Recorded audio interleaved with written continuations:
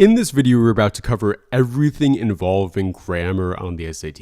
Every single question type, every single topic, all of it will be covered in this video specifically. If you want to know why you should personally trust me, I scored a 1550 super score on the SAT. I also currently own the largest online SAT Skool community, and I've helped hundreds of students improve their scores already. This video goes over everything I currently know about SAT grammar and everything that you should know before taking the test. It is going to be split into 5 different sections. Each one corresponds to a specific question type on the SAT. The first one here is boundaries. This is anything involving punctuation on the test. This is going to be the longest one of the video for sure, but you're going to be going through pretty much something that will be over 50% of the questions you're going to see in the grammar section. So this is going to be really, really valuable. In this video, I'm going to show you how to do punctuation questions in the grammar section of the SAT.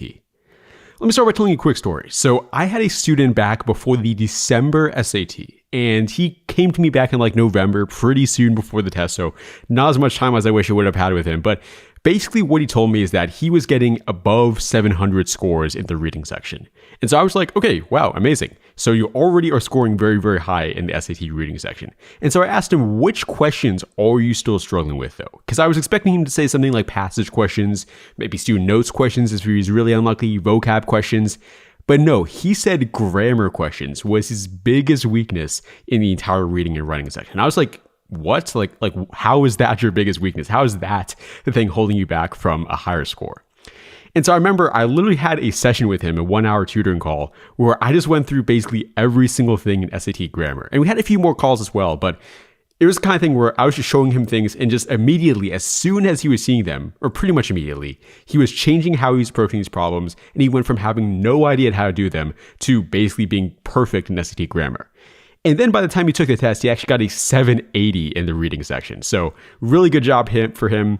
He did amazing on the test in the end. He was definitely able to get past the grammar stuff. But what I'm trying to say with this is grammar is genuinely the thing where you can go from absolutely knowing nothing to being really, really good at it practically overnight. So pay attention as close as you can to this video because it genuinely may change everything for you. And I know this stuff works because it works for everybody who actually uses it and applies it. Now, the first thing you really have to know is that grammar on the SAT, a lot of people think it's kind of like this vague, confusing mess of stuff. They think they just look at grammar questions and they just have to choose whatever answer feels the best, whatever answer sounds the best in their mind. And the issue with this is, for students who are really, really good at grammar naturally, this will work. But if you aren't at that level, if you aren't like getting every single grammar question right, you're probably one of the people for whom this strategy does not work. And instead, you have to approach grammar a bit more like you approach, may sound a little bit weird, but math. Because when you do a math question on the SAT, you can't just rely on vibes. You can't just rely on what sounds right or what feels right. You have to actually approach it systematically. 1 + 1 must equal 2. It doesn't just equal whatever sounds the best. There's clear formulas, there's clear strategies, there's clear concepts, and that's how you do a math question.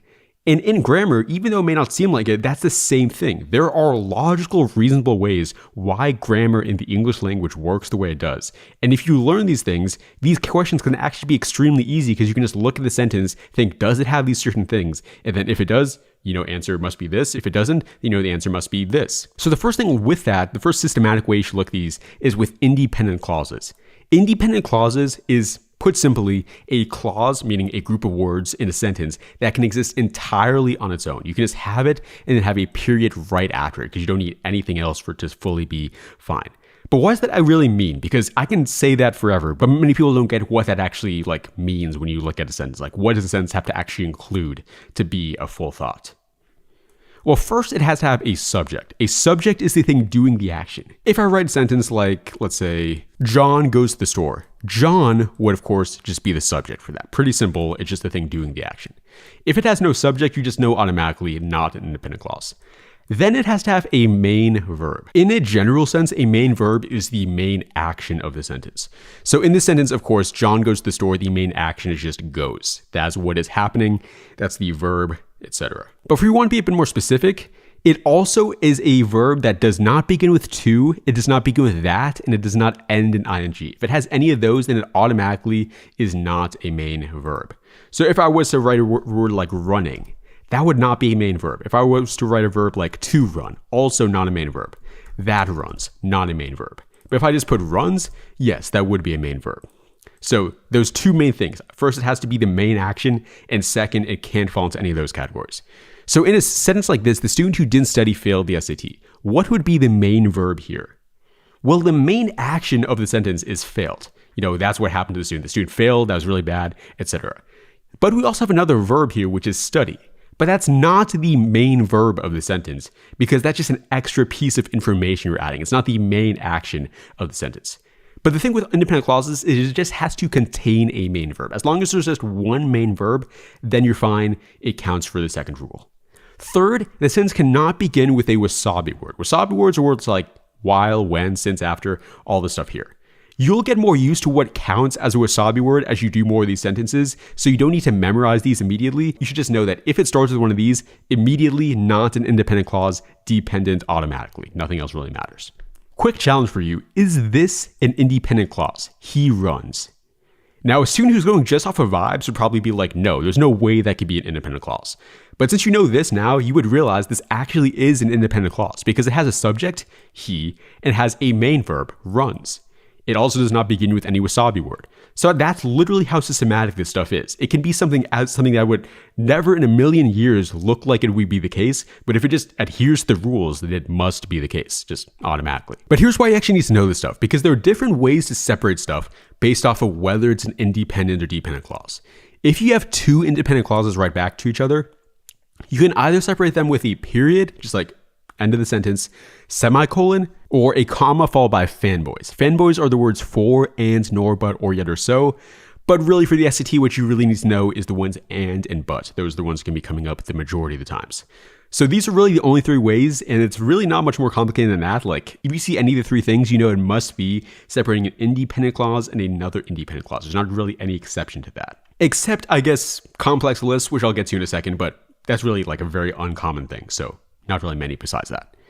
Then if you have an independent clause and dependent clause, it can be separated either with a comma. This is like 95% of the time, just a comma, or nothing at all. So it could just be like, independent clause and then dependent clause right after that. Other things you should know are colons, dashes, and parentheses. These can be used to separate either of the two. So it can be independent, or independent and dependent. So don't need to really memorize these. I'm going to go over these a bit more in a second, but these are just some other good things to know. So look at this. The student who didn't study failed the SAT. That would be an independent clause because we have student, which is the subject, failed, the main verb, and no wasabi word. Then we have here, he didn't join mission 1400 plus. He is the subject, join is the main verb, no wasabi word. So we can separate this just with a period. We could also use a semicolon, or we could say so, because that would be comma plus a fanboy's word. You could also have something like this. Since the student didn't study, you notice since that is one of the wasabi words. So that's a dependent clause. And we have he failed the SAT. This would be an independent clause because we have he, then failed, and then no wasabi word in that one. So we can just use a comma there to separate those two. If this doesn't fully make sense to you right now, no worries. You can definitely reference this as you do more questions, and naturally it'll start making more and more sense. Actually, probably by the time you finish watching this video, you'll will have this thing fully internalized in your mind because you're going to be seeing so many more examples with this as I go through the rest of this stuff. So it's just going to kind of start coming together. What I'm now going to do is I'm going to talk about all the different situations in which you can use each individual punctuation on the SAT. So periods, commas, semicolons, all that. Because this is the basics that I've already covered, but now you need to know actually the use cases of them so you know whether what you're doing is a thing that you can do. First kind of punctuation we have is a period. As I've already said, literally the only time you can use this is to separate an independent clause and then another independent clause. Literally no other situation. So if we look at here, in 1969, computer scientist, actually, I'll skip the first sentence. Her code famously prevented a system overload during the Apollo 11 lunar descent. This was a moment that highlighted the value of error detection routines in early computing. Before the blank, we have her code, that would be the subject. Prevented is the main verb and no wasabi word, so independent there. Then after we have this, which would be the subject, was, which would be the main verb, and no wasabi word either there. So since there's two independent clauses, we know it has to be one of those three separations that we specifically noted over here. And so therefore, the only one that matches that out of these choices would be B. That was easy, but now let's go over one that has a few more cases, the comma. This has 5 different situations in which you can use it. Thankfully, most of them are pretty easy to remember though. First thing you can use it for is a list. Lists are things where you essentially just have a group of different terms and you're just putting them all together. So I can say something here like John went to the store, the gas station, and his home. The three things here are the store, the gas station, and then his home. So we have to separate them with commas after each individual item. So in this sentence, the chef's signature tasting menu featured blank, pickled rhubarb, and a saffron-infused consommé that took 12 hours to prepare. Looks like we have 4 different items in this list because it can be more than 3. So therefore the answer must be B. We're just using commas to separate it, nothing else. It can't be the other ones because this one doesn't have a comma after this one, which you need to have if you're separating a thing in a list. This one doesn't have a comma after the first one, and this one uses semicolons, which just is not how you use stuff in a list. Second thing you can use a comma for, as I said before, is comma plus fanboys. And keep in mind, this is only to separate 2 independent clauses again. That's literally the only case of to use comma in a fanboy after that. So if we look at here, the Voyager 1 spacecraft launched in 1977 and has now traveled beyond the heliopause.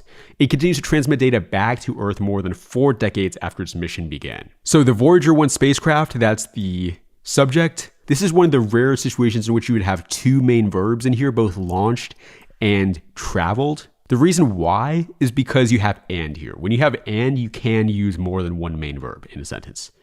Beyond the heliopause, and it continues to transmit data back. In this second one here, we have here it, and then continues, and then no wasabi word again. So we have to use comma and fanboys, and we already have a comma here, so we can just use a fanboys word, which would just be and. We don't need another comma because you just don't need to use one after you have the fanboys word. Third thing is non-essential information. What non-essential information is information that, well, quite literally is not essential for the sentence. You can eliminate it from the sentence and it will still make grammatical and logical sense. Both of those are important, like not just sounds good, but also makes sense in your mind. So if we look at here, the novelist Chimamanda Ngozi Adichie, whose 2013 novel Americana won the National Book Critics Circle Award, has become one of the most influential voices. So whose 2013 novel, this thing is actually not important for the sentence to make sense. If I literally just eliminate that from the sentence, we can just say the novelist Chimamanda Ngozi has become one of the most influential voices. That makes sense, like it's logical, I still get what's being said there. So therefore, we can put a comma both before and after it to make it non-essential information. So the answer here can just be B. But let's look at this one here. In her latest study, evolutionary biologist Hoppy Hoekstra examines how deer, mice in the sandhills, etc. Shout out to my computer for literally deleting the second half of the video the first time I recorded it. It's fine. I'll just re-record it again. Totally didn't ruin my entire day or anything. But anyways, back to this problem. So if we think about it for a second, if we get rid of Hoppy Hoekstra from the text, it just says, in her latest study, evolutionary biologist examines how deer, mice in the sandhills developed whatever. It's just saying evolutionary biologist. We have no idea which evolutionary biologist we're talking about here. It could be me, it could be, I don't know, Steve Jobs, it could be Bill Gates, it could just be some random person off the street. We have no idea. So the sentence doesn't logically make sense anymore now that we deleted those words. So therefore, this actually would not be non-essential information. It would actually be essential information because we need the name to understand what's being said here. So we're going to have to actually go for D for the right answer. We also do not have another comma after Hoppy Hoekstra, so it also just can't be non-essential information regardless because you need a comma both before and after. A good rule of thumb is whenever you know the person they're referring to, it typically is non-essential information because you don't need that information to understand who we're talking about. But if you don't know who the person is, then it's probably not non-essential information because that information probably is really important to understand the person. For example, this one over here, it says here Chimamanda Ngozi Adichie. We already know the exact person who is writing this book. So therefore we can eliminate this second part and we still know who we're talking about because we know this person's exact name. Therefore, that can be non-essential information because you don't need that extra information to identify the person. Now let's look at this one. The painting blank, Frida Kahlo, completed in 1939, has been the subject of this debate. So first of all, if we use the rule from before, if we get rid of everything after the blank because there's no other comma in the sentence, yeah, that doesn't really make much sense. The painting, that's not a complete sentence. That's just a subject, no verbs there. But also you can just kind of know that whenever you have that being used, typically it is not non-essential information. When you see the word that, typically it actually is essential information for the text. That's just kind of something that typically happens in English. So therefore A is going to be the right answer here. All right, just two more left for commas. The first one of the two is introductory information. This is basically just a repeat of what I said over here about independent clauses and dependent clauses. Essentially, you might see a sentence where it starts with a dependent clause, or if it ends with a dependent clause, you have to use a comma to separate both the independent and dependent. In this one here, after analyzing soil samples collected from 3 continents over a decade, it begins with the word after, and that is a wasabi word, so therefore this first part would be a dependent clause. But then you can see here, the team of geochemists concluded. So we have a subject, the team of geochemists, and then also a main verb, which is concluded. So this part here would be an independent clause. So we have to use a comma to separate them, which would be be. Now, technically, according to my rules here, you could also sometimes use just a straight up continuation. You can just use no punctuation to separate them, but 95% of the time it's going to be a comma to separate independent and dependent. It's really only rare cases, like if you have the word that, like I was saying before, that you would use no punctuation. So err on the side of commas versus no commas. Then the last thing here, which is pretty uncommon, but I decided to include it, is adjectives. Let's say if we have the sentence here, Mission 1400 Plus is an effective, fun way to study for the SAT. We have effective, comma, fun. We can do that because you could also theoretically write the sentence as effective and fun. Whenever that's the case, whenever you theoretically could use an and instead, you can replace that and with a comma. And speaking of which, if you do want to use Mission 1400 Plus to improve your score, check out the link in the description. It's one of the most fun ways to study for the SAT, plus you get my full math and reading courses. Now on to semicolons. There are really only 2 uses of this, so a lot simpler than commas. The first, as I've already said, is to separate an independent clause and another independent clause. I'm not going to give you another example because I've kind of talked about this already a bunch in this video, but yeah, 2 independent clauses, you can use a semicolon to separate it. But then the second thing is a little bit weirder, I'll be honest, which is complex lists. So I told you over here this idea of a regular list where you have multiple different items and you have to use commas to separate them. But what if in one of the items you have a comma already?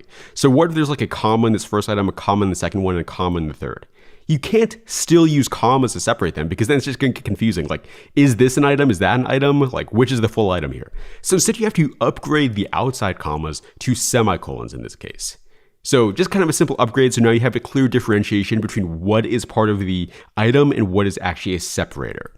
So for this here, we can see the exhibition featured works from 3 distinct cities: Lagos, Nigeria, Nairobi, Kenya, and Accra, Ghana. These are 3 different items because they're each city followed by the country that they're in, but we of course have to use a comma to separate the city and the country.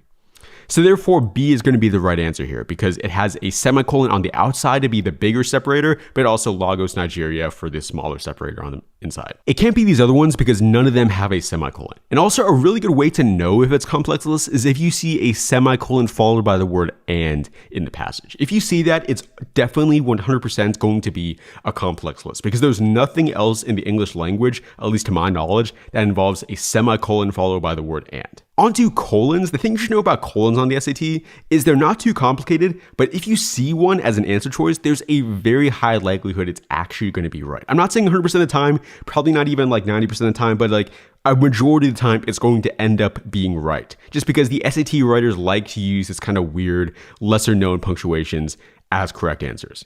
So if you're down between like a colon and a comma and you have no other way to determine between them, honestly choose colon over comma, which might not be what you expect. You might expect me to say comma because they're so common, but it's the exact opposite. The only time you use a colon is for what I call an extension. Basically, this is when you have a sentence and then the part after the colon is like a elaboration or a essentially continuation of what was said before. Here's an example of that. Marine biologist Edith Witter has dedicated her career to studying one of the ocean's most elusive phenomena, bioluminescence. So the phenomena that she's talking about is the bioluminescence. It's basically, that's what we're referring to here. And then it says what that actually would be. Therefore, A is going to be the right answer. We have phenomena and then an extension of what that phenomena actually is. It would not be the comma in this case because if there is any kind of extension, you just automatically go for colon over comma, kind of like I was saying before. It's not really a complex thing. We have to decide, okay, is this enough of an extension to make it a colon? No, the SAT is not really trying to trick you here. If there is some kind of extension, just go for the colon as the choice. The microbiologist's findings challenge a decades-old assumption. Certain extremophiles can in fact survive in certain environments. Okay, so same thing here. We have assumption and then they explain what that assumption is. So we're going to have to go for D for the answer. Real quick, I just want to talk about question marks. I could skip this, but honestly, there's a maybe 2% chance you see this on the next SAT, and then somebody's going to leave a comment and be mad at me and everything. So I just want to really quickly talk about it. A question mark is only used if you are You guessed it, asking a question. I know it's kind of simple, but the way you know if it is a question is if it begins with one of these unique question words like which, why, how, do, any of that stuff. It has to begin with it as the first word in the sentence for it to be asking a question. If it doesn't, they're not trying to trick you. It's just not a question, bro.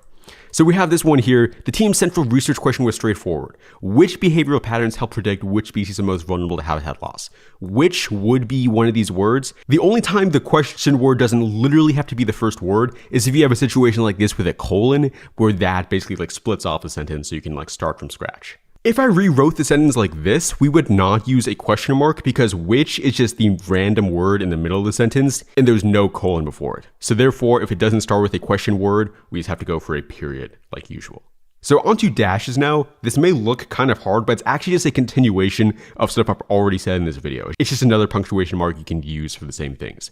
First is non-essential information. So just the same thing I said before, if you can get rid of the information and have it still make full grammatical and logical sense, you can use a dash. You just have to make sure to have a dash both before and after the non-essential information. So in this one here, the man's shrimp's eyes contain 16 types of photoreceptors, 4 times as many as the human eye. We can get rid of 4 times as many as the human eye, so therefore it's non-essential information. B would be the right answer. The second thing you can use a dash for is the exact same thing as a colon, which is an extension. So in a sentence like this one here, astronomers studying the early universe have identified one consistent pattern, galaxies in the first billion years. So the pattern they're talking about is the galaxies. Therefore, we could use a colon or a dash like this. And we don't have a colon as a choice, so we have to choose a dash. I don't think there's really ever going to be a situation where we have both a colon and a dash as the choice, so just rely on this. But I guess if you did have one, you would probably want to choose a colon because it's a little bit of a cleaner choice, but dashes work the exact same way. Now, real quick, before I end this video, I just want to talk about a few other random punctuation examples that sometimes do confuse students that I should mention real quick.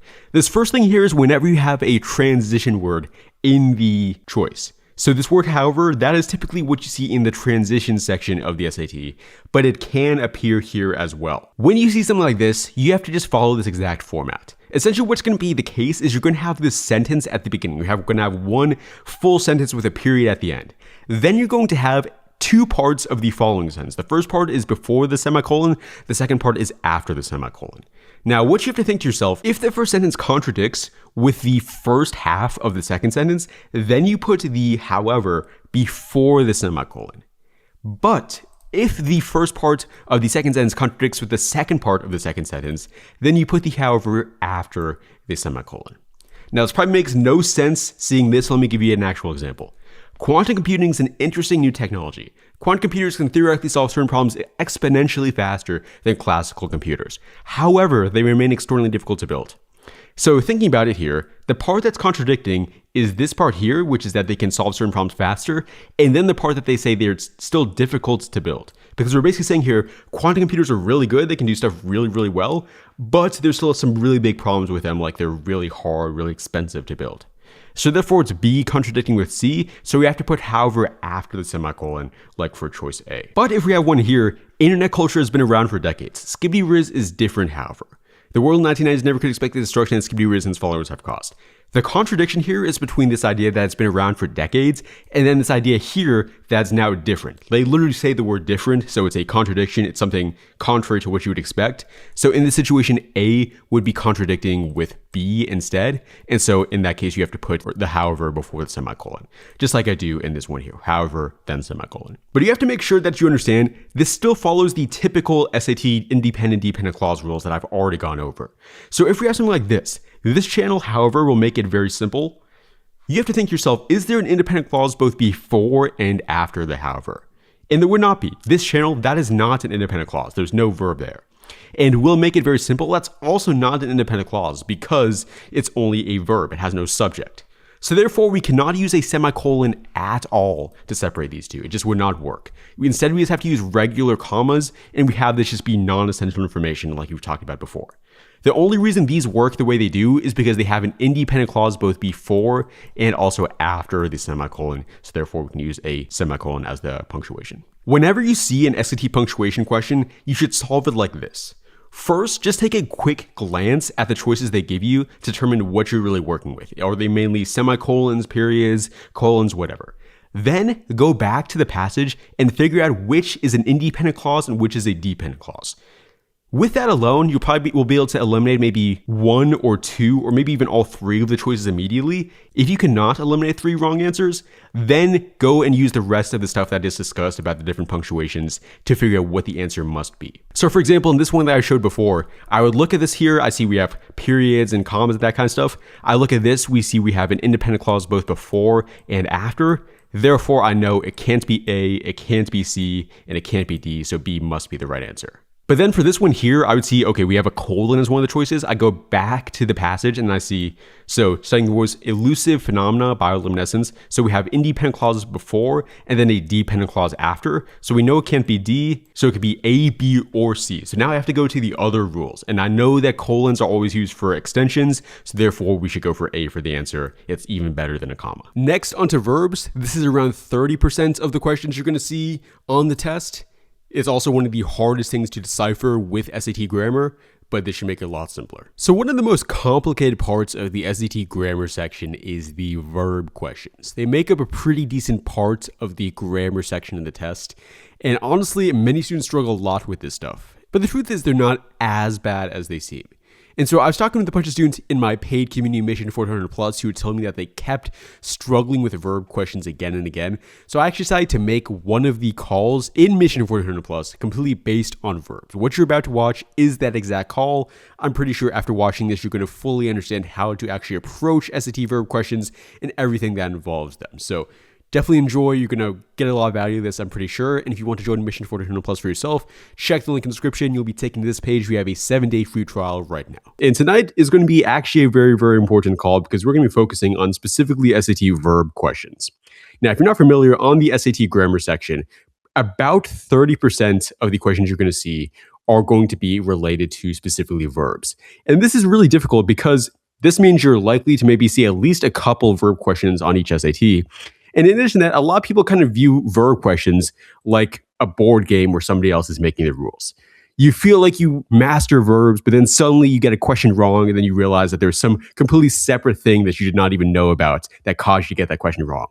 Just like if you've ever watched a sitcom before, or I guess you could experience this in real life as well. If you're playing a board game and you don't know the rules going into it, so you just have somebody else teaching you the rules, and it feels like you try doing a bunch of different things, but every time the person just like, no, you can't do that because of this rule, or you're missing this thing, or you can't do it because of this thing. And so it's like you feel like you're just at the whim of whatever person is supposedly telling you the rules of the game. And so that's how verb questions often feel. Probably a lot of you can relate to that. But in actuality, verb questions are a lot more like math. There's actually a pretty clear format and I guess formula for every single verb question you're going to see on the test. And if you're following the exact things, you can actually have a very high chance of getting every single verb question correct. It's not some kind of rocket science thing. It's not based off of vibes alone. It's something where you can genuinely learn the process and stop getting these questions wrong. That's what I'm about to do in this video. I think you're all going to really gain a lot from this. And probably after watching this video, you'll understand verb questions very, very well. Okay, the first thing I need to go over is the difference between a noun and a verb. Now, if you are at least somewhat familiar with English and grammar, this is probably extremely basic for you. But for those of you who are going into this completely blind with no experience, this actually might be something really important to analyze for a second. What nouns are anything that just is a thing, I could say. Not really the best way to explain it, but this probably makes sense to you if you really think about it. It's anything like a person, an object, an item. It could be a house, it could be a box. I am a noun. This computer is a noun. Soccer is a noun, or football is a noun. This keyboard is a noun. This mouse is a noun. Anything that just is an entity, you could say. So if you're like a picture of a person, picture of a flag, these are all nouns. Meanwhile, verbs are, of course, actions. They should be connected to nouns. Nouns should be the things doing the action, but they are basically things the nouns can do. So write, meet, eat, drink, choose, read, say. I can read, I can drink, I can eat, I can write, I can meet, I can choose, I can say. And anybody can do those things. So that's like a core difference between those two things. And so this is going to deal with specifically the verbs and try to figure out what format do you have to make these different verbs to match the nouns that are given to you.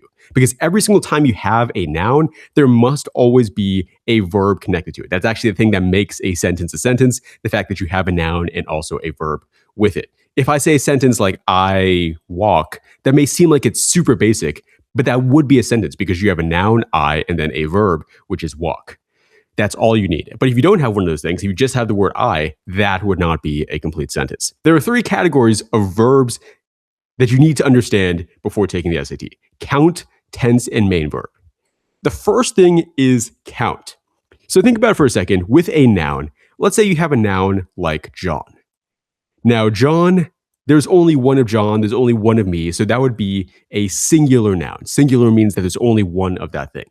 Likewise, if I said a noun like mouse, this computer mouse, that would also be a singular noun. It's only one mouse. So you're always thinking to yourself, is there only one of that thing or are there multiple? If I said something like, let's say, okay, it's not a really good example here, but let's say I said doctors.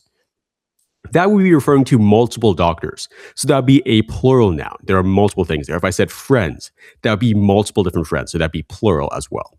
And the thing you're probably noticing is that for a lot of these words, the thing that makes them plural is the fact that we're adding an S at the end of it. So doctors, friends. Wouldn't work for mouse or John. Well, I guess we could say Johns, but mouse would be mice, but that's fine. Most of the time, it will be that. So you may think to yourself, for verbs, would it not be the exact same thing? If you add an S, it becomes plural. Well, unfortunately, it's the exact opposite, because here's the thing. Verbs are completely backwards from what I just described. If you add an S to a verb, that actually makes it singular rather than plural. So adding S to a noun makes it plural. Adding S to a verb makes it singular. And this works for pretty much every single verb you're going to see. Even these words like is, has, and was, these would all be verbs, and they're all singular because they each end in S. Meanwhile, these are, have, and were are all plural. And the thing is, you have to make sure that when you have a singular noun, it's matched to a singular verb. And likewise, if you have a plural noun, it's matched to a plural verb. So if I have a sentence here, like doctors, if I say something like the doctor's walking, I have to say the doctors walk, because walk would be the plural verb. Meanwhile, if I said friends, it would also be friends walk. It would be weird if I was to say friends walks. That just sounds wrong if you know English, but also it would grammatically be incorrect because that's not the right form of the verb. So singular S, plural no S. Look at some examples here. Walks and walk. For this one here, walks would be the singular one, S there. Walk would be plural. Is playing and play. This shows a very important thing, which is that you only look at the first verb being given in any of these scenarios. So always you just look at the first thing. That's going to apply for pretty much every single rule shown throughout this. So keep that in mind. Is does end in S, so that would be singular. Meanwhile, play has no S in it at all, so that'd be plural. This is another weird example, the word focus. You got to keep in mind that there are exceptions to this rule. I'm saying a very simplistic way of looking at grammar. There aren't a huge amount of exceptions, but there are exceptions. So for example, focus, you have an S already at the end of the word. So this would just end up being the plural one. And if you had ES to the end, it would now become the singular one. So keep that in mind. If it already has an S, you have to make it ES rather than just regular S. Are walking and is walking, pretty simple. Is has S, so singular. Are has no S, or plural. Speak, speak, S, and then plural. So pretty simple there. And as I said before, we always have to make sure that you're matching up the right noun to the right verb. So let's get some examples here. A field guide to urban birds is designed for beginners. The guide blank clear photos, and some other stuff it says. Okay, so the guide, that would be a singular thing. It does not end in S, and we can also just think to yourself, there's only one guide that's really talking about. Looking at these ones, which one could we pick? Literally the only one could be A, because that's the only one that is a also singular verb, S. It ends in S. This one here, in Liza Donnelly's 2019 booklet, Sketches on a Train, each drawing blank broken line. So drawing, again, that would be a singular thing. Drawing does something. So we have to find a singular verb. Out of these ones we see here, the only one that would be singular would again be A, because it is the only one that says uses. One big exception to this rule is if it ends in ED. So I'm going to talk about this a little bit later, how to evaluate these kinds of verbs. But basically, if it ends in ED, that could typically work for both singular and plural. So don't use that for this rule. So she was misspeaking when I said before used could be singular or plural. The answer ends up being A for a different reason, which I'll get to in a second. Some other notable exceptions, well, not exceptions, but just things you should know, is that if we have of in the subject, you look at the word before the word of when determining if it's singular or plural. The stream of Instagram Reels was addictive. The noun here would be stream. It would not be Instagram Reels because that part is after the word of. Stream was, yes, that'd be singular, so that makes sense. If you have the word and in the noun, though, it just automatically becomes plural. Just don't need to worry about anything else, automatically plural. Jack and Jill are, this would be a plural verb. both criminals. Neither nor. This is a very, very difficult thing. If you have not heard this before, you probably never would have figured it out on your own. I'll just be honest with you. Thankfully, it doesn't appear too often on the SAT though, so it's not that bad. But when you have neither nor, you look at the thing that's after the nor. So completely ignore the thing neither, just look at after nor and use that subject. So the mayor, so that would be the subject here, mayor. Mayor singular, so we choose a singular verb like is. Okay. Pretty simple there. I went over the majority of everything. And just as another reminder, there are pretty much exceptions for every single thing I say in this video. I can't go into every single individual thing because the English language is so weird, so vast, that there are literally exceptions to everything I'm saying here. But I will say the stuff I'm saying here is something that will work almost every single time that you see it on the SAT. Like, it's very, very common. It's very unlikely you're going to see one of the few cases where it does not work. So there are exceptions, but don't worry too much about that, I would say. So count. Second thing is tense. You're probably pretty familiar with this. Basically, if I were to say a word like walk, a verb like walk, how do I know when it is happening? Is walking happening right now? Like, are you walking as I talk right now? Or would it be walking that happened in the past? Like, could it be walking that happened yesterday? Or could it be walking that happens in the future? Like, it's going to be you walking tomorrow. So that's what tense is all about. Thinking, when does the verb happen in terms of time? So you can write verbs differently depending on whether it's happening present tense, meaning right now, past tense, meaning, of course, in the past, or future tense, meaning, will happen again in the future or will happen for the first time. You write the verbs differently depending on each thing. So for present tense verbs, typically it either ends in S or just ends in nothing, which is exactly how the verb typically looks. For past tense verbs, I don't have an example here, but typically it would be ending in ed. But like I said, there are many different examples. This is one of the exceptions. Wrote is one that ends just in e. Then future, this one is something that is pretty standardized. There's not any exceptions to this one. Will write. Actually, I won't say there's no exceptions. Maybe there's one that I don't know because, again, I don't want to say anything absolute here. But will write typically begins with the word will. That's the big indicator of future tense. So the big way to tell which one of these it is just by the signal words that you see in the text. When you go through an SAT verb question, it's going to hopefully, it will definitely say some stuff on when the verb is happening. Like if they say today, it's probably a present tense verb. If they say yesterday, it's probably a past tense verb. If they say tomorrow, next week, it's probably a future tense verb. So pay attention to these things because this is really the only way to determine this. This does not have anything to do with the nouns like we did for this one. It is just based off of the words shown there. A big thing I should mention is that there are many, many subcategories of different verb tenses that you can see. So I mentioned there are three main ones, present, past, and future, but there are different like minor versions of this, like simple present, present progressive, present perfect progressive. And if you've taken Latin, you probably know more about what each of these mean, but you don't need to worry about that. Because the thing is, you really do not need to memorize this list for the SAT. If you really want to be 100% perfect, I suppose you could. But I think for the vast majority of you, either you already are just familiar enough with the verbs that you don't need to memorize it, or you will not see enough different questions on these different things to justify having to memorize every single one. But I will just go ahead and point out a couple quick things here. I think the first one I really should point out here is this one specifically, present perfect. This is when you have something that started in the past and is now continuing on into the present. So if I said he has studied since June, he was studying in June, but now he's still studying in the current present. So that's what this verb is trying to say. He has studied, has followed by ed in the verb. Some other ones that I think are worth pointing out, I'm going to get to had in a second, but that deserves its own specific thing. Present progressive, this is also a very common one. This is what if you have like is, am, are, and then ing at the end.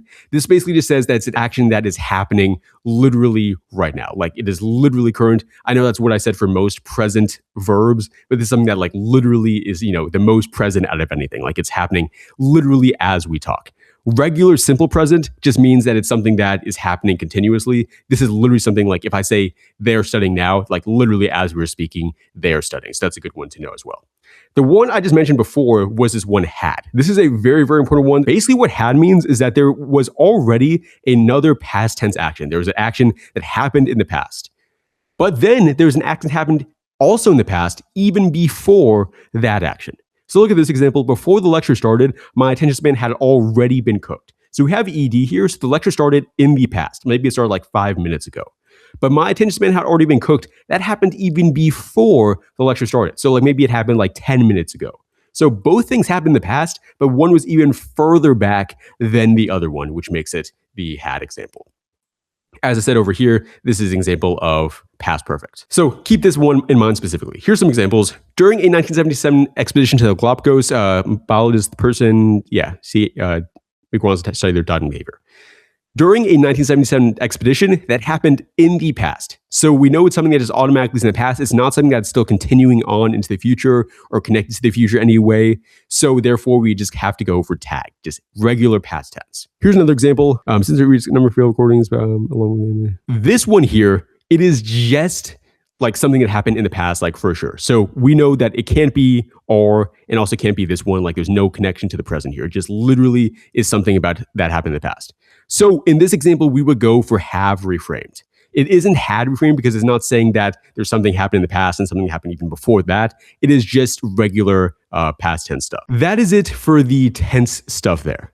Now, the last thing I want to talk about is the main verb stuff. So in case you did not know, there's such a thing as a main verb.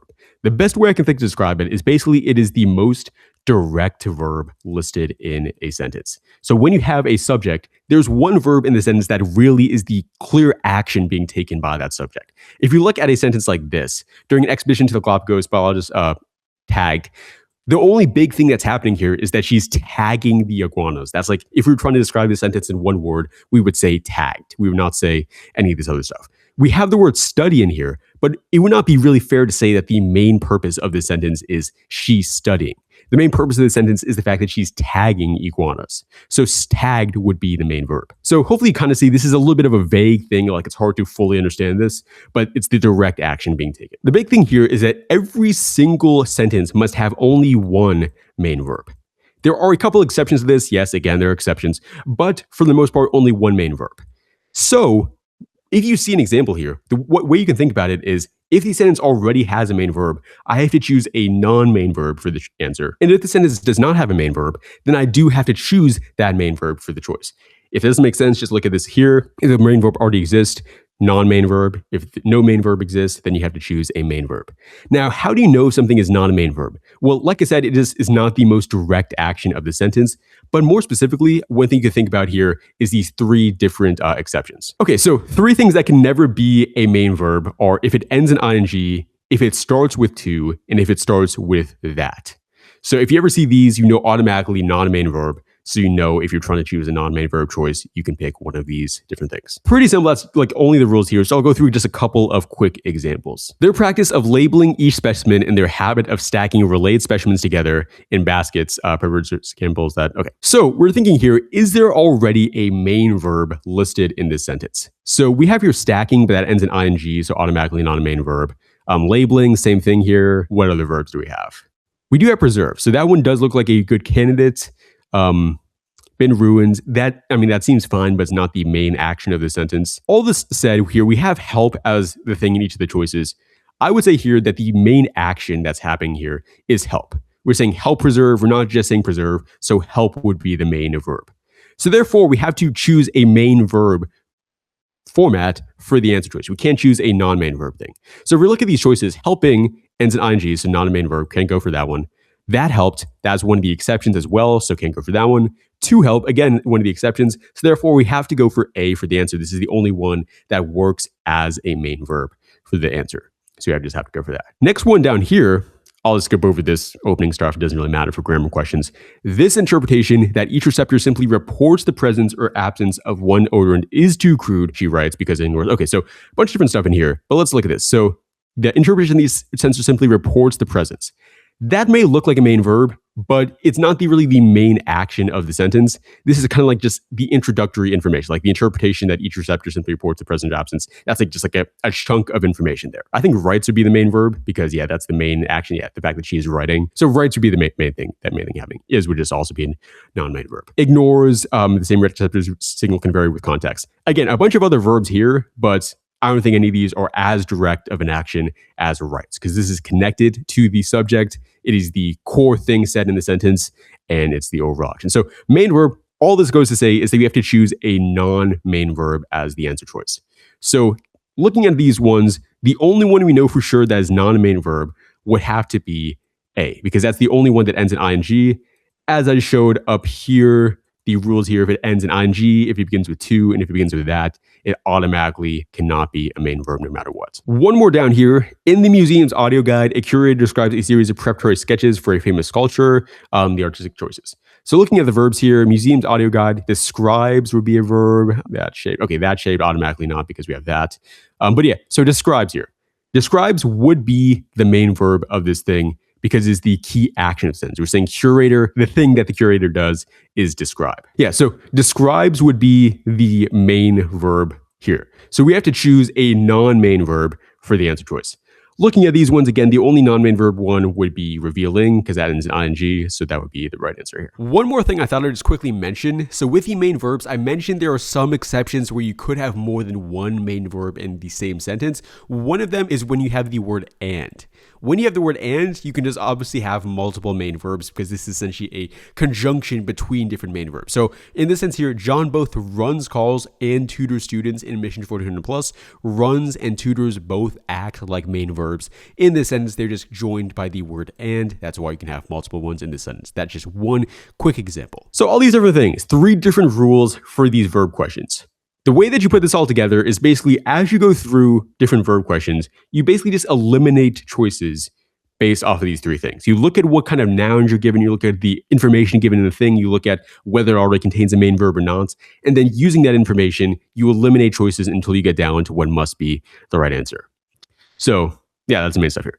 A few other examples that has combined multiple of these rules. We can see here Quicksand, a novel whose shifting scenes and restless observations mirror the doubts. The thing here is that we have all this extra information. We have this non-essential information here, but the main subject of this thing would be quicksand. So keep that in mind. Whenever you have a bunch of information in commas, that is not necessary for your understanding of the verbs here. So quicksand, that would be a singular thing. So we're looking for a singular verb. So we know automatically are complicating, that would be plural.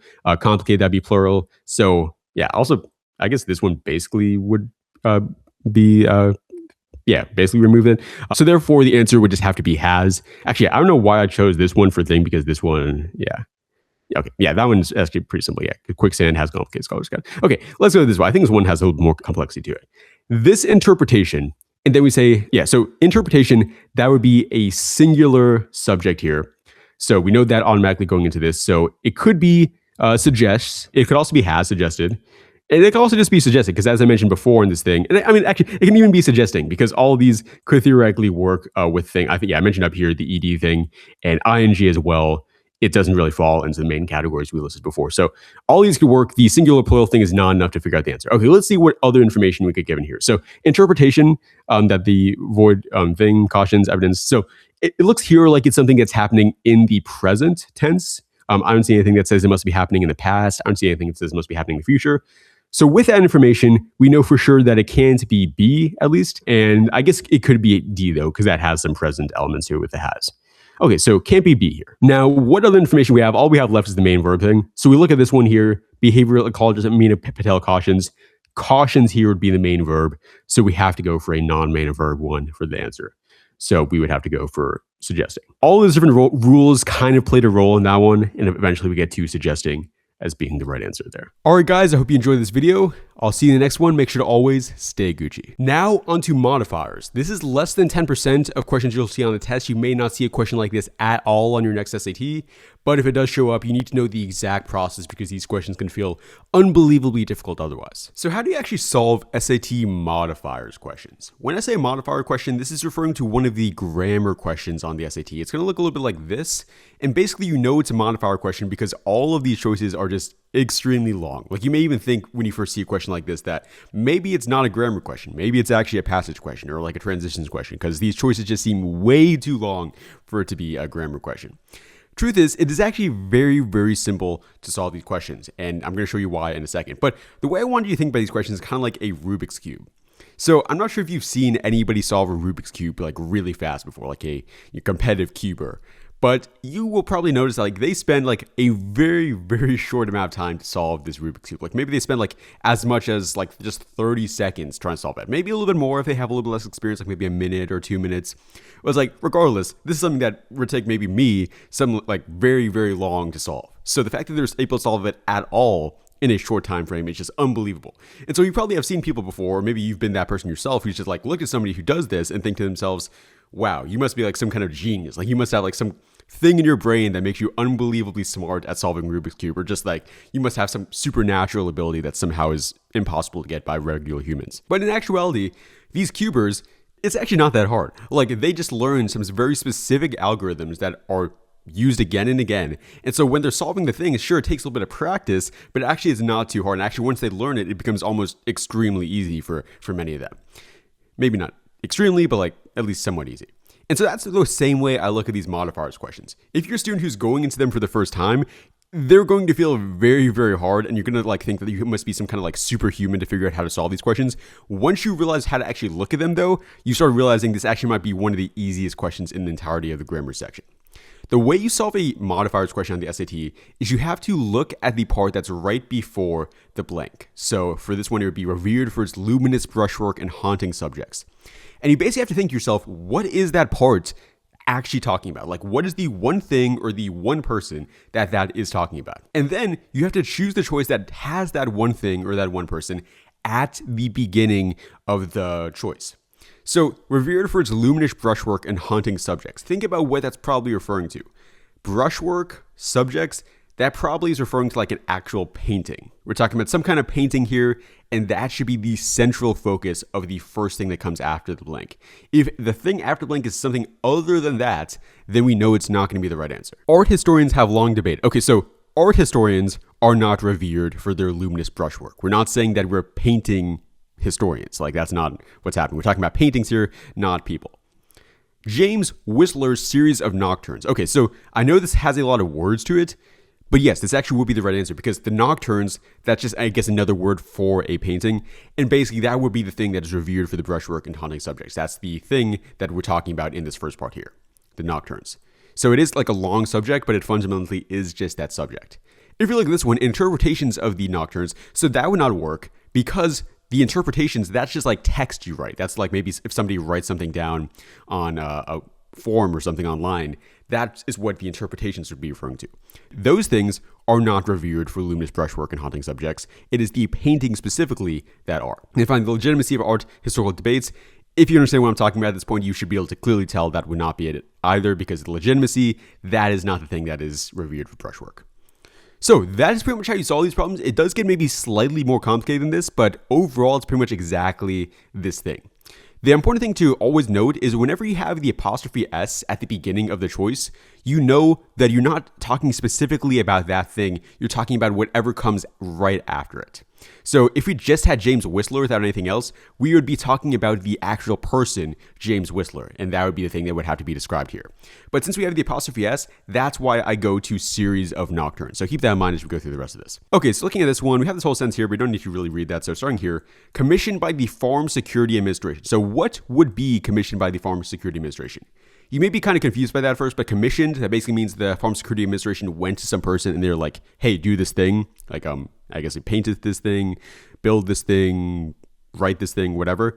So we're talking about some kind of person here. There's some person who is commissioned by the Farm Security Administration. I guess if you're not sure who that is, we could just look at this previous sentence just to check. So Dorothy Lange. Okay, so we're probably going to be talking about Dorothy Lange. So Dorothy Lange is really who is going to have to be right at the beginning of the choice. Okay, the displaced farm workers. Okay, so even though maybe that could make sense, like maybe the Farm Security Administration went to displaced farm workers, based off this previous sentence, it wouldn't make sense. Like we're talking about Dorothy Lange here, not displaced farm workers. So probably not. But actually, I mean, I'll go ahead and keep it actually. Like, yeah, maybe there's a chance I could be wrong on that. Her photographs.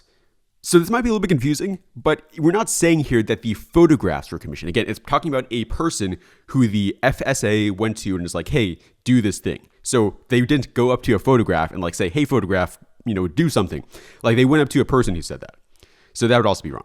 Lange's photographs. Okay, you may be confused on this because we do have Lange here, but we have the apostrophe S. Remember what I said for this one here? When you have the apostrophe S, you have to look at the thing right after it for the subject. So photographs, again, they're not going up to pictures and like yelling at them. So therefore Lange, okay, yeah. So commissioned by the thing, Lange, yeah, Lange is the person who they commissioned. So D would make the most sense. Now, one more thing that can happen, sometimes you have multiple different choices that are both saying the exact same thing at the beginning, and then you have to use other grammar rules to decide how it must end. So the difference between them is the ending of the choices. So if you look at this one, the footage showed that, okay, after screening the footage. So we're talking about people here again, people who watched some kind of footage. So yeah, the volunteers. Okay, the volunteers, that could work. The volunteers again. Okay, yes, that also could work. The university's curator. Okay, so honestly, the curator thing, I don't think, if I look at this one, you were talking about volunteers here. Yeah, we don't talk at all about the curator in the first part, so that probably just would not be it. Similar thing with the farm workers in this one. And then a newsreel. Okay, yeah, newsreels. I think that's referring to like a newspaper, basically. So a newspaper cannot be watching footage. That would not make sense. So between A and B here, so we would have to look at the end of it to determine this. So we see here prompting the courier to contact a regional museum, and then we have one with a comma and one without a comma. So if you know the other grammar rules, which I cover in another video on the channel, definitely check that out, you would have to use a comma because whenever we have ing in the verb right afterwards, you always must use a comma as the separation because this would be a dependent clause. So therefore, A would be the right answer. B is very close, but just this one thing with a comma makes it so it cannot be the right answer. Okay, this one. A German diplomatic note known as the Zimmergram telegram. Okay, so we're talking here just about the message, the Zimmerman telegram. So something that has to be the first thing that's said after the blank. United States. Okay, no, the United States is not a message. It's a country. The message is interception. Okay, that is close, but again, we have apostrophe S here. So interception. An interception would not be referring to the note itself. So that would also be wrong. The message. Okay, that's correct. The message again. So both of these could work. We have to look at the other stuff here again. So the message was intercepted in 1917, helping draw the United States into World War I. Yep, that grammatically makes sense. We have the comma, then ing, just like in this one. The message was intercepted in 1917 and helped draw the United States. Okay, so that would not work, again, because of the other grammar rules. We have here a dependent clause after the thing because we have no subject here, so dependent. But they're using an independent separation, comma, fanboys. So that would not work, not the right separation for the job, so therefore C must be right. One more one just to finish this off here. Framed by snow-capped mountains and fed by glacial streams. Okay, so we're looking at something that was given snow-capped mountains and glacial streams. I guess that's probably referring to like something in the environment or something. So what was framed by snow-capped mountains and glacial streams? High-altitude wetlands? Yeah, that actually could work. Yeah, that makes sense. The valley's high-altitude wetlands? Okay. Surprisingly, even though it looks a little bit weird, this also would work because again, apostrophe S, we look at the first thing afterwards and it's still high altitude wetlands. So that could work as well. The valley hosts high altitude wetlands. Okay, so I think based off of these two, we can probably guess that the valley is not the thing framed by snow-capped mountains. Yeah, I think we're probably talking about the wetlands specifically. So yeah, that's just kind of a guess on my part, but I think that probably would be correct. Hosting high altitude, okay, yeah, hosting, that would not be a good thing to be in.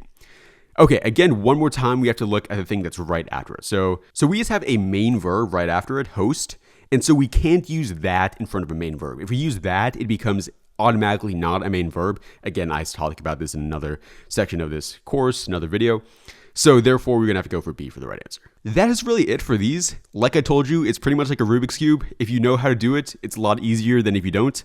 And if you do know how to do it, it's like actually like kind of extremely easy. So make sure to just keep following that process and should always be pretty simple. You should always be able to get these right, assuming you do so. On possession, like modifiers, this is less than 10% of what you'll see on the exam, but if it does show up, you again need to know this really well. How do you do possession questions on the SAT? Honestly, this is a somewhat niche topic in terms of SAT grammar, but it is something where if you don't know the thing, you're just going to get these questions wrong. And I can imagine a lot of students who maybe kind of know this topic who are, as a result, going to get many questions wrong when they see this on actual SATs. So you have to make sure you understand how this stuff works. So the thing with possession, basically what this is trying to show is this is a grammar concept on the SAT that shows that something owns something else. So for example, if you have a person and that person in their possession, well, okay, using the word in the sentence, but in their collection, I guess you could say, owns a certain book. Possession could be used for this person for that book. If this person's name is Lucas, we could say Lucas's book. If this person's name is Jeremy, we could say Jeremy's book. That would be showing possession. It could also be for a variety of different things. It could be something more intangible, like this person could be me with this YouTube channel. I could say John's YouTube channel. That's possession.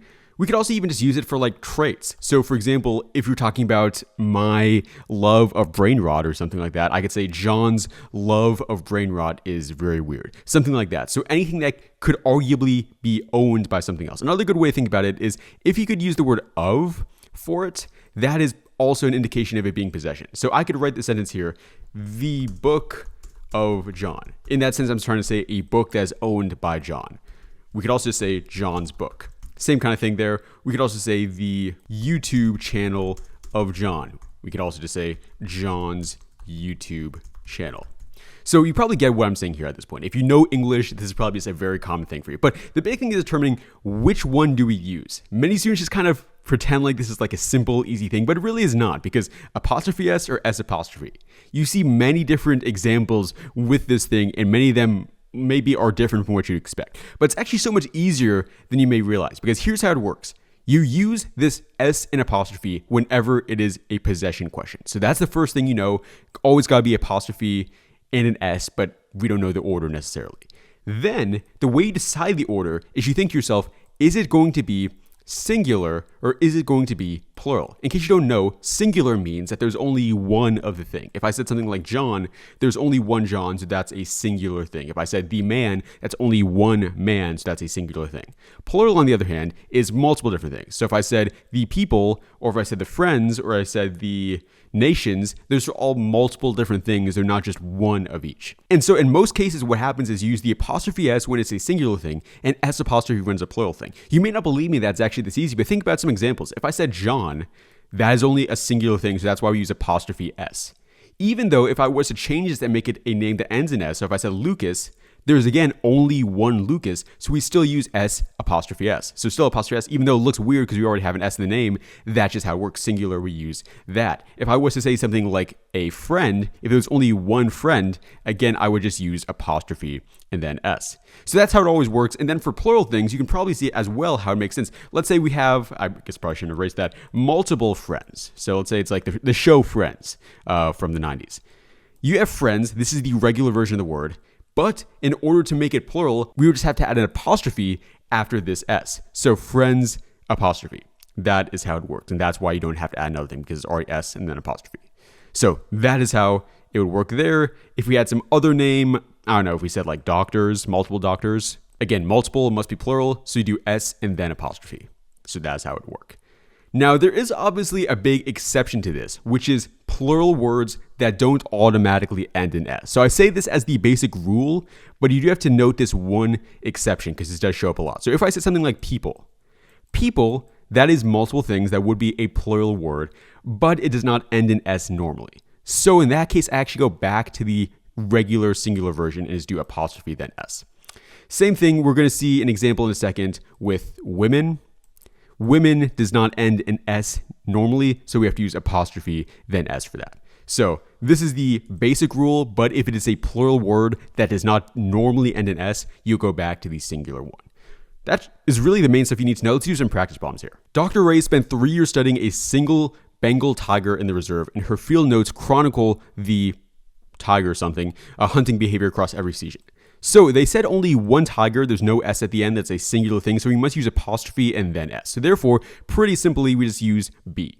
It cannot be D because that would add another S in there. We don't already have an S in the word tiger. The scholarship committee reviewed all of the applicants' personal essays before selecting 3 finalists from the large applicant pool. So it basically tells us here there are multiple different applicants. There is not just one applicant in here. There already has an S, it already is plural, so we have to use S and then apostrophe. So we would just go for something like, this. C, S, and then apostrophe. Now, it gets a little bit weird when you talk about this thing, it's versus its, and then there versus there. Let me just go for this real quick. There and its are also just ways of showing possession. If I said their items, I would be saying basically the items of them. If I said its items, I would basically be saying the item of it. The only difference between these two is that there would be a plural one, and its would be a singular one. So I could say its book, that's saying the book of it, their book, whatever. But when you have the apostrophe in here, these are entirely different words. They look similar, but they're completely different things. It's like if I was trying to take the SAT and then I see somebody talking about the LSAT. They look very, very similar, but you probably know that these are completely different tests. They are for completely different purposes. If you're taking the SAT, you should not be taking the LSAT. And if you're taking the LSAT, you should definitely not be taking the SAT, at least not at that point. So that is how this stuff works. There, with the apostrophe, that basically means they are. So I could say something like, they're sad. Basically, we're saying here, they are sad. That's just another way of writing it. Same thing for it's basically saying, it is sad is the same as saying it's sad. So that is how that works. So this is not possession at all. These are just completely different things that have nothing to do with this stuff here.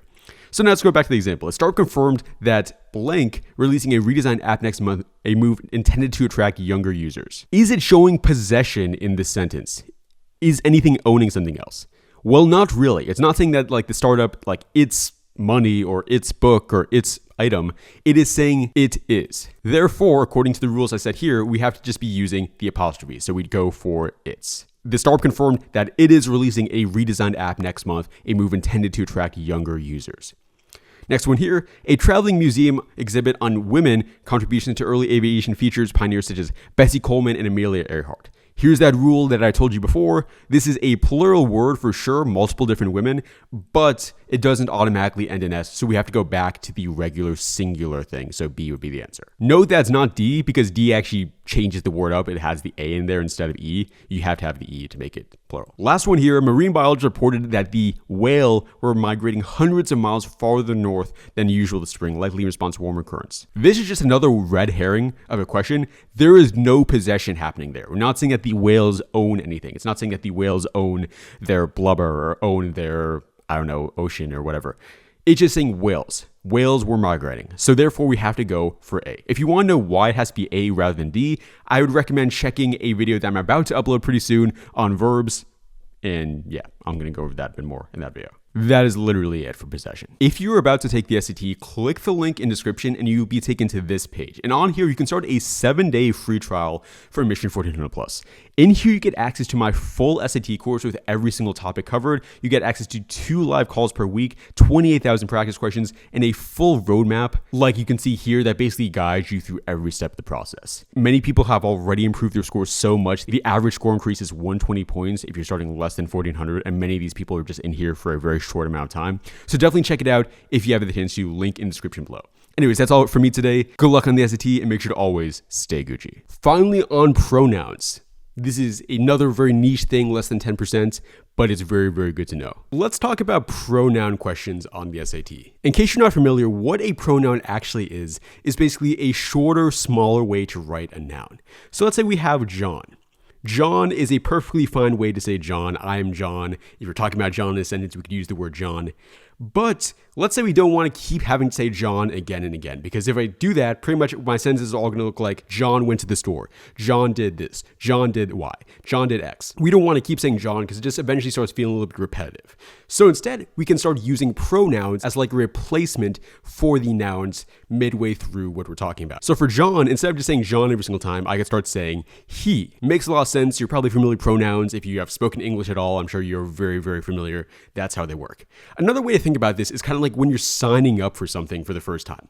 When you first make a password for any kind of website, oftentimes they have this thing, remember me. It's really cumbersome if you have to write the whole password every single time you're trying to sign in. And many of us also just forget what our passwords even are in the first place. But it's easier if you click this remember me button, because now it just takes away all that effort and can automatically go in to whatever software you're using. That's kind of like what a pronoun is. And the thing with pronouns is you may just use pronouns like regularly, like whatever just feels right. You might say they, he, him, it. But on the SAT, there are actual specific rules for which pronouns to use at which points. And specifically, you have to consider the number, the gender, and the case of the pronoun being used. Okay, let me talk about each one of those real quick. Number refers to the amount of people. If I was to say John, that is only one person, so we have to use a singular pronoun like he, or if John was an object, we could say it, or if John was a girl, we could say she. If instead there were multiple people, like if we said something like friends, that is multiple different things, so we have to use a plural pronoun like they. So just keep that in mind, they versus he, she, it. Second thing is gender. On the SAT, they are strict with making sure that you follow the gender of the pronoun. So if you have John, something that is masculine, you would say something like he or him. If you have like Julia, which would be feminine, you would say something like she or her. The thing you should know is if you have something like an animal, like if you had a dog, you just call that it. I know you may want to like call it by, whether it's he or she or even call it they or something like that. But if it is an animal, the SAT just wants you to refer to it as basically an object. I know it's a little bit bad, but that's how the SAT works. Last thing here is the case. This one may not make as much sense as the others, but basically the way this works is you think to yourself, is the pronoun doing the action or is the pronoun receiving the action? Or theoretically, it could also be possessive. I'm going to show an example of this in a second, so let's just wait until that. Here are a couple examples. Antecedents are the nouns that the pronouns are in place of. So student, the student, you can say that. Then a pronoun could be he or she. And then the example would be the student forgot her book. The students, a pronoun for that would be they. And then the students forgot their books. So that kind of stuff here.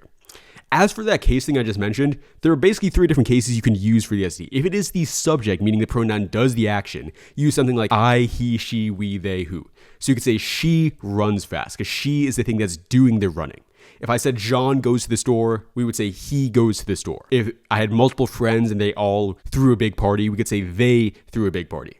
But if it's an objective pronoun, that means it is receiving the action. So this would be like if you had a sentence that said the teacher praised him. Him is what is receiving the praise. So therefore it would be in the objective case, him. So him, me, her, us, them, whom. So the teacher praised me, the teacher praised her, the teacher praised them. That's how this stuff would work. Then finally, possessive. I have a whole other video about specifically possession, but this can also work for pronouns. So if something owns something else, like if I own an object, if I own a mouse, if I own a keyboard, if I own a computer, that would require a possessive pronoun. So my, mine, your, yours, his, her, hers, our, ours, their, theirs. My book is very good. So just my book. I know this stuff is like super just like tedious, nitpicky, but it is important. If you see a question like this on the SAT, you are going to have to decipher between these and you could get a question wrong very easily if you don't. Now, some other just like kind of cringe, weird examples that you should know as well. If you have something combined with and, you automatically use the plural pronoun. So this would be a plural thing. Jack and Jill went up to the hill, they fell down. But if it is using or instead, then you can just use the singular pronouns and just combine or with them. So Jack or Jill would present his or her idea. So each of these would be singular, and we just use each one for Jack and Jill respectively. Now, another big thing that you have to keep out for is the nouns that they're using. This here says the team won its game. Its would be a singular pronoun. Meaning because there's only one team. Even though the team is made up of multiple different people, there's only one entity of the team. That's only one thing. Meanwhile, if we said here the team members celebrated their win, now that goes to being multiple because we have members here. You have to always think, what is the main thing actually doing the action? In this example, the team is the thing doing the winning. In this example, it is the members who are celebrating, and that is the action that they're doing here. So just good example, keep in mind. Now, I do just have to quickly mention, this is the last rule I'm going to do before I get into some practice problems. You have to know the difference between stuff like it's and there and there. I covered this again in the possession video, but I'm just going to do it again because it's so important. It's, what this means is literally it is. So basically it would be the pronoun it and then saying is. So I could say it is good, it is fun, it is happy. It's, on the other hand, without the apostrophe, would be showing possession. Watch my possession video if you want to see more on this, but basically it's showing that something owns something else. So if I said it's book, it's item, it's rock, that is possession. That is something that is owning those things. There, if that has an apostrophe, that means they are. They are happy, they are sad, pronoun, and then verb. This would also be possession, their, so their books, their objects. Your, same kind of thing, you are, and then your, which would just be possession. So keep that in mind. You are going to see some examples like this on the SAT many, many times, so you should understand this very, very well. Okay, let's do some practice problems now. Otherwise, the instrument can lose calibration, making its readings inconsistent. So the antecedent here is instrument. That would be a singular thing. It's just an object as well, so it doesn't have any gender. And so calibration, that's saying the instrument basically owns the calibration. It's the calibration of the instrument. So we have to use a possession thing, so it could work like it's. Singular and possessive. This setup allows each of the satellites to change orientation without firing thrusters, which would consume limited propellant. This is kind of a weird example, but we have each here.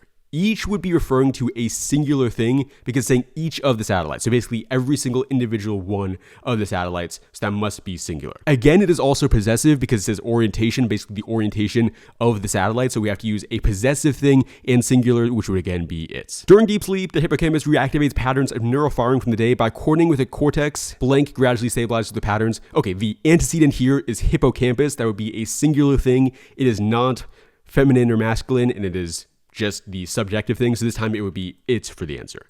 All of these would involve something that's plural rather than singular. The city council invited the public to comment on a plan to renovate the park. This one might be a little bit weird, but think to yourself, what is making the plan? Who is making the plan? It would be the council that is creating this plan. It would not be the people who are doing it. It's not the public who's doing it. So therefore, we have to use a singular pronoun yet again. And since the plan is basically owned by the council, we would use something like it's here. And just one more quick example. We have here one frustrated teacher wrote an email to the principal saying she considered distracting and completely unnecessary additions. So they're talking here about Subway Surfer clips, so that would be a plural thing this time. And also it's saying she considered blank distracting. So this time it would be the objective case. It would be the thing that is receiving the action from the principal. So therefore we have to go for something here that's both plural and objective. So that would be something like them. I'll be honest with you, I've worked with many SAT students. I don't think I've ever talked to a single one who actually was like seriously struggling with pronouns. So this is the kind of thing I think you generally can just master in the span of a day if you're watching this video and be really good at it after that, and then you'll just be solid. So just do a few problems on this and I'm sure you can get really good. And yep, that is it. That is all of grammar on the SAT. If this video honestly helped you, make sure to leave a like and subscribe to the channel. We're trying to get to at least 1,000 subscribers by the end of July, and that would definitely help us a lot. Anyways, good luck on the SAT and make sure to always stay Gucci.